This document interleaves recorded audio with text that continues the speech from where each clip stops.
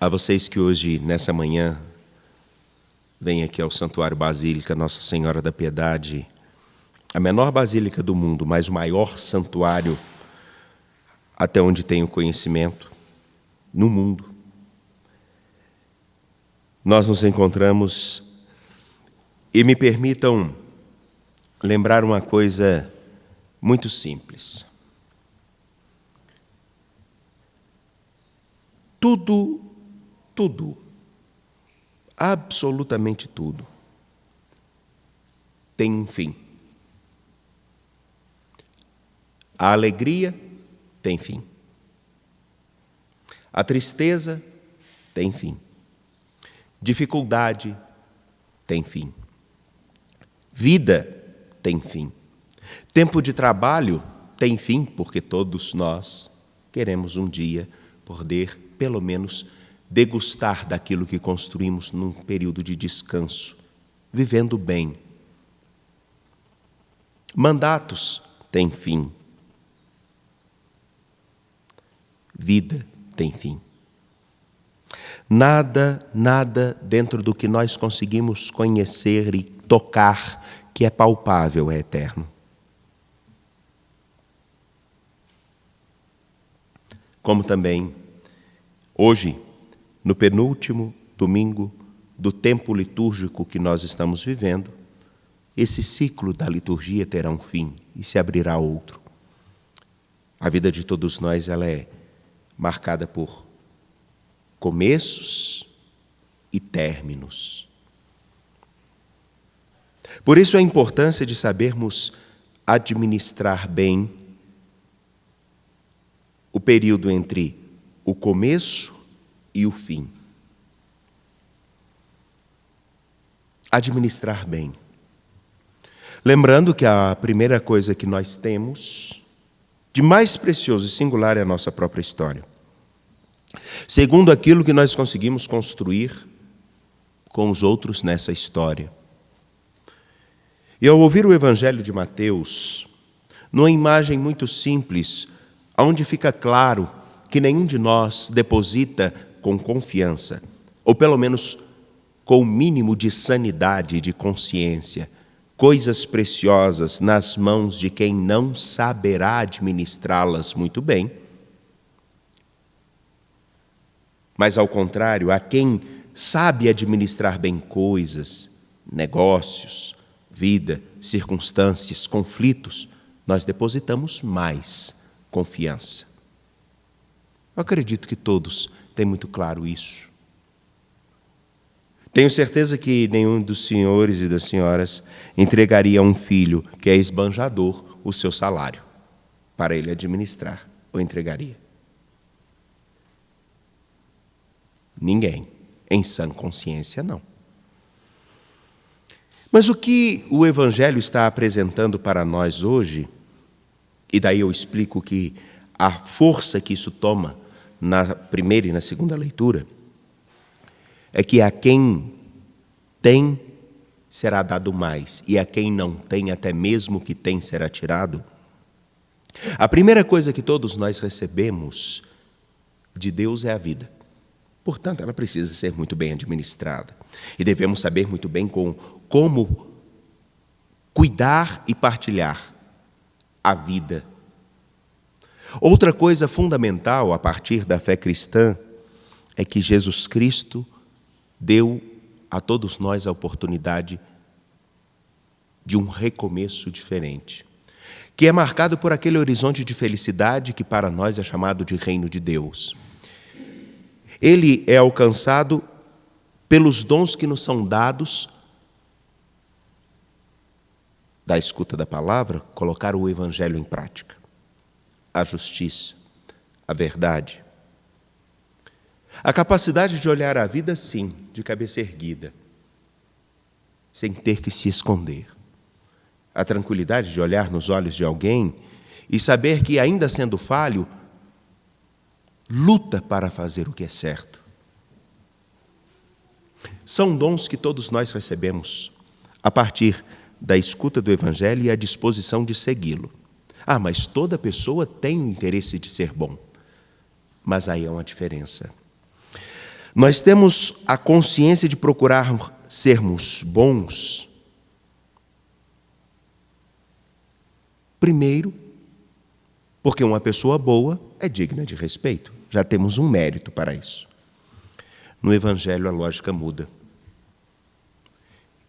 Eu devo ser bom porque alguém foi muito melhor comigo. E eu quero retribuir essa bondade, a esse amor, pelo modo com que eu vivo cada dia. E retribuir a ele significa olhar para cada pessoa e reconhecer em cada um o rosto daquele que me deu um novo caminho, uma nova força, um novo horizonte. Ser justo e bom por causa desse amor imenso que eu recebo.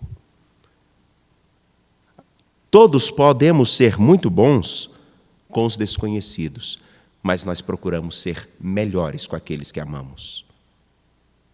Acredito que todos concordamos nisso. E ser melhor para aqueles que amamos, inclusive no ponto de orientar. Jesus, ao apresentar o Evangelho hoje, ele diz que a cada um de nós são dados muitos talentos. A vida e os próprios dons da graça de Deus em Cristo Jesus que nos são concedidos, eles precisam ser administrados para que se multipliquem. Qual de nós não quer justiça? Qual de nós não quer honestidade? Qual de nós não quer o bem? Qual de nós não quer saúde? Qual de nós não quer respeito? Qual de nós não quer viver? Viver, não passar os dias. Todos queremos isso. Qual de nós não queremos paz? Qual de nós não quer ter a capacidade e a possibilidade de olhar a vida e nos olhos das pessoas sem ter o que esconder? Qual de nós não quer colocar a cabeça no travesseiro e ficar em paz? Todos queremos. E esses dons que nós temos, eles devem ser multiplicados, não para nós mesmos, mas para aquele que nos deu tudo isso e que nos proporciona condições de fazermos tudo isso. E ele nos deu não porque merecemos, mas porque confia em nós. Como? Me permitam narrar uma coisa interessante, é da minha própria história, talvez uma coisa até maçante, me perdoem, mas eu me lembro de uma situação na qual meu pai, caminhoneiro, chegava em casa e entregava todo o rendimento do mês na mão de minha mãe. Eu cresci vendo isso. Inclusive, eu me lembro que eu citei ontem, teve uma ocasião que meu pai cismou de fazer as compras. Ele não conseguiu comprar a metade do que minha mãe comprava. Porque não é o simples fato de comprar, é saber comprar.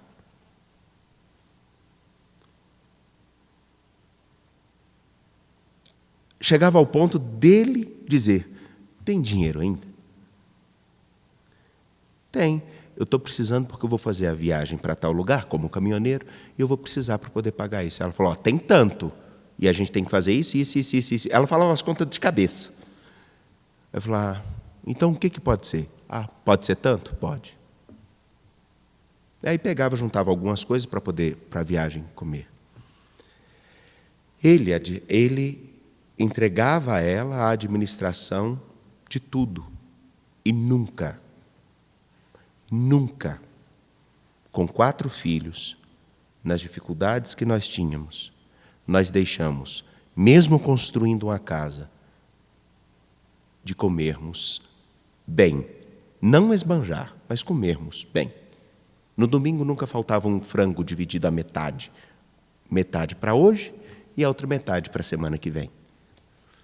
E o porquê eu estou falando isso? Porque o livro dos Provérbios nos apresenta a imagem da mulher como aquela que, quando administra bem a sua casa, ela é um consolo para o homem. Por isso a imagem que eu apresentei, nenhum de nós confia os nossos rendimentos a quem não terá responsabilidade de fazer isso. E a imagem na Sagrada Escritura da mulher, ela é a imagem da igreja, do povo de Deus, que recebe do próprio Senhor dons inúmeros e ela precisa saber administrar também.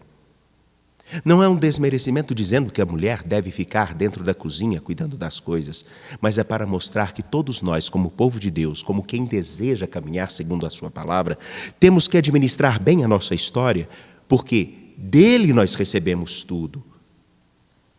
E os dons que cada um de nós não pode deixar de cuidar de ninguém, de alcançar a ninguém. E é triste que no tempo presente, mais do que no passado, por uma extrema compreensão de que eu mereço tudo, nós somos capazes de trocar futuros de pessoas, de filhos, por uma satisfação imediata. Isso é muito concreto, muito palpável. Porque pela desculpa de que eu mereço ser feliz, homem ou mulher, que aqueles que estão ao meu redor, que se explodam, que se danem. Se eu estiver equivocado, me perdoem. Mas parece que isso cresce assustadoramente, porque a compreensão de administrar a própria história como um dom se perde. E feliz os que temem o Senhor e trilham seus caminhos, não porque vão cumprir inúmeras regras, é essa parte fundamental do cristianismo. O cristianismo ele não está preocupado se nós vamos cumprir todas as regras. Não é simplesmente obedecer a uma regra. É perceber o seguinte: o nome do Senhor como é? Do Senhor? Sim, o nome do Senhor? Hélio. Suponhamos que o Hélio seja um bom mecânico. Suponhamos. E como um bom mecânico, ele deve cuidar para que os seus clientes, ao chegarem, os veículos saiam perfeitos, seguros. E de modo displicente, para a aquisição de uma melhor lucro, ele começa a colocar peças que não são adequadas. Funciona um tempo, mas estraga mais rápido. E acho que todos conseguem compreender o que isso significa. Oi? Uma paralela, mas um pouquinho mais menlela. E daí então, nessa situação, ele pode até aumentar o seu lucro, mas com o tempo, ele perde a credibilidade. Não é uma boa administração. Ganha-se agora e perde-se no futuro.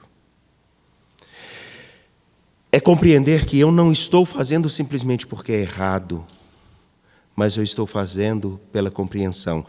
Lembrando do Evangelho de Mateus, de Marcos e de Lucas. Aquilo que você não quer que os outros te façam, não faça você a eles. Porque você merece o melhor, porque os outros não. Isso é a administração dos dons daquilo que nós temos como vida. E isso é fundamental porque feliz quem teme o Senhor, não porque tem medo dele, mas porque reconhece que ao escutá-lo e a colocar em prática na própria vida a palavra dele e o compromisso que ele tem de bem com todos nós, ele trilha o caminho dos mandamentos e faz com que a justiça, a paz, a força do Evangelho se instale no coração das pessoas hoje. E nós não temos muito tempo. O único tempo que nós temos é o agora. Alguns ficam preocupados, e existem muitos discursos e muitas pregações, muitas falas que ficam preocupadas quando é que, na verdade, tudo que nós conhecemos vai acabar. E se perde a oportunidade de compreender que, nesse exato momento, nós já perdemos, ou já ganhamos, 33 minutos da nossa história desde as 8 horas. 33 minutos. Eu posso perder ou ganhar. O que fará, na verdade, a diferença é o modo com que eu estou vivendo esse momento. Por isso Paulo vai dizer aos Tessalonicenses: não importa saber quando Jesus vai voltar ou quando o mundo vai acabar, isso não é a nossa preocupação. Nós temos que tomar consciência de que o momento presente é o único momento que eu tenho para administrar bem a única coisa que eu possuo na história. E a única coisa que eu possuo na história é aquilo que estará cravado na minha lápide ou escrito na minha certidão de óbito. O meu nome, com toda a história que foi construído, pelo modo com que foi administrada essa mesma vida. E se ela realmente significou a dignidade que o Evangelho apresenta, a justiça que todos falam que é necessária, a misericórdia, a bondade, a retidão, a verdade, o compromisso, a fidelidade. Só isso. Administrar bem a nossa história. Que o Senhor nos ajude a compreender isso. E, no dia de hoje, no qual todos os municípios brasileiros, inclusive os que, infelizmente, por um descaso histórico, estão sem energia no Amapá, ou ficaram muito tempo sem energia ali no Amapá, terão que escolher os seus representantes. Que nós possamos pautar a nossa escolha não por aquilo que nos agradará e satisfará no momento. Porque no momento nós podemos ter inúmeras satisfações, podemos ter promessas imensas, eu posso inclusive ganhar alguma coisa. Eu posso ter até a promessa de um emprego a partir de um empreendimento imediato. Mas e no futuro? E no futuro? Tais empreendimentos industriais, minerários, empreendimentos na construção de obras, eles por agora podem resolver um problema. E no futuro? O que eu terei? Pensemos nisso, para escolhermos bem. E que a fé em Cristo paute as nossas escolhas e a nossa vida.